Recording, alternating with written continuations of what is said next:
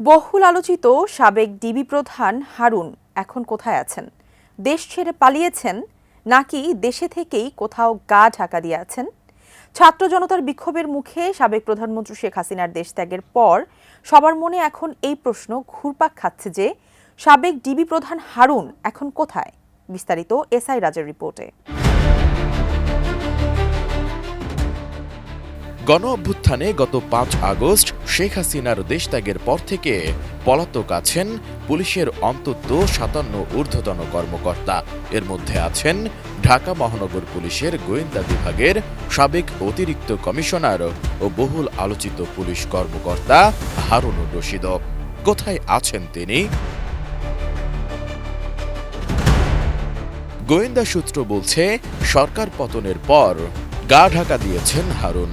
নিজের বাসা, এমনকি আত্মীয় স্বজন কারো বাসাতেই থাকছেন না তিনি।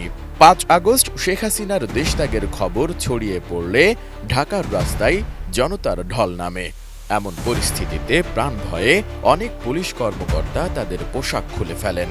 গেঞ্জি বা অন্য কোনো পোশাক পরে সেন্ট্রাল কমান্ড ও কন্ট্রোল ইউনিট ভবনের পেছনের প্রায় ১৩ ফুট দেওয়াল টপকে পুলিশ সদর দপ্তরের সামনের রাস্তায় পড়েন। ঠিক একই কায়দায় দেওয়াল টপকাতে গিয়ে পায়ে ও শরীরের নিচের অংশে ব্যাপক আঘাত পান সাবেক ডিবি প্রধান হারুনুর রশিদ। পরে সেখান থেকে তিনি আইজিপির সাথে চলে যান পুলিশ সদর দপ্তরে। ওই দিন সকালে পরিস্থিতি বুঝে পুলিশ সদর দপ্তর লাগোয়া ঢাকা দক্ষিণ সিটি কর্পোরেশনের দেওয়াল টপকে কোনো রকমে প্রাণে বেঁচে ফেরেন হারুন। রাতে তিনি কোথায় ছিলেন সে বিষয়ে নিশ্চিত করে কিছু জানা যায়নি।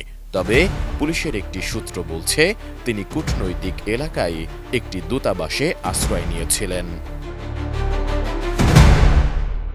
এদিকে ২০০৬ সালে ডিভি লটারিতে আমেরিকার ভিসা পান হারুনের স্ত্রী। বৈধ ভিসা থাকায় সেই সূত্রে আমেরিকা পালানোর চেষ্টা করেন তিনি।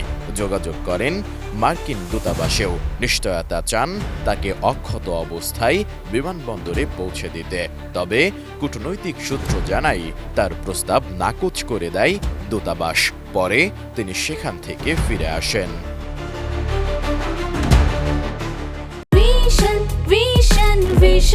100% কপার কন্ডেন্সারে তৈরি ভিশন ফ্রিজ, তাই গুণে মানে অটুট থাকে বছরের পর বছর। এরপর বিকেলে কাউন্টার টেরোরিজম ইউনিট সোয়াটের একটি গাড়ি তাকে মিরপুরের দিকে একটি জায়গায় দিয়ে আসে। সেখানে কিছু ব্যক্তির সাথে আলাপ করে বিমানবন্দর দিয়ে পালানোর চেষ্টা করেন হারুন। গাড়িতে করে বিমানবন্দরে পৌঁছেও যান তিনি। তবে বিমানবন্দরের টার্মিনালে প্রবেশের আগেই জনতা তাকে দেখে ফেললে তিনি গণপিটুনির শিকার হন। গুরুতর আহত অবস্থায় তাকে সেখান থেকে নিয়ে যাওয়া হয় রাজধানীর একটি বিশেষায়িত হাসপাতালে। সবশেষ খবর পাওয়া পর্যন্ত হারুন সেখানেই চিকিৎসাধীন অবস্থায় আছেন।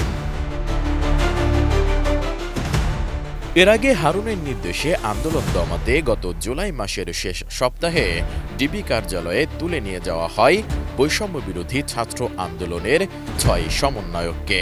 পরে সমন্বয়কদের সাথে এক টেবিলে বসে খাবার ছবি ও তাদের দিয়ে আন্দোলন প্রত্যাহারের বিবৃতি দেওয়ার ভিডিও প্রকাশ করেন আলোচিত এই সাবেক ডিবি প্রধান। সে সময় হারুনের এমন কর্মকাণ্ডকে জাতির সঙ্গে মশকরা বলেও মন্তব্য করেন উচ্চ আদালত। হাইকোর্টের এমন মন্তব্যের পরেও ওই ৬ সমন্বয়ককে বেআইনিভাবে আটকে রাখা হয় প্রায় ১ সপ্তাহ। এর মাঝেই তার একটি আপত্তিকর ভিডিও ছড়িয়ে পড়ে সামাজিক যোগাযোগ মাধ্যমে। পরে ১ আগস্ট তাকে গোয়েন্দা শাখার দায়িত্ব থেকে সরিয়ে ডিএমপির ক্রাইম অ্যান্ড অপারেশনস শাখায় পদায়ন করা হয়। নতুন অফিসে সবশেষ ২ আগস্ট দায়িত্ব পালন করেছিলেন হারুন। এরপর থেকেই তার খোঁজ পাওয়া যাচ্ছে না। এসআই রাজ, এটিএন নিউজ।